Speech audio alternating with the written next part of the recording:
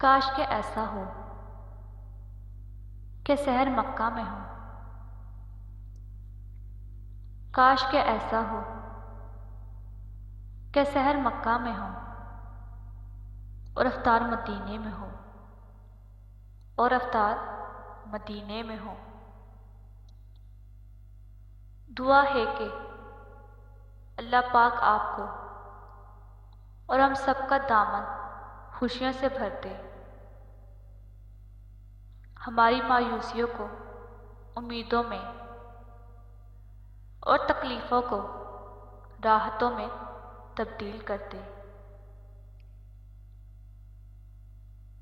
दुआओं का रंग नहीं होता, मगर जब भी ये रंग लाती हैं।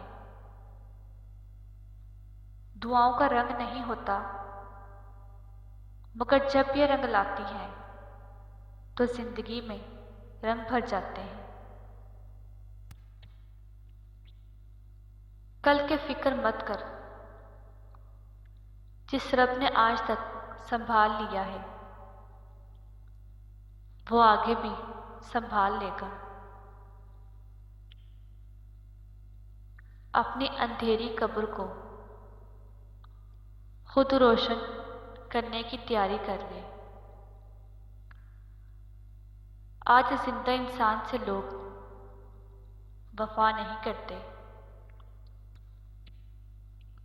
आज जिंदा इंसान से लोग वफा नहीं करते।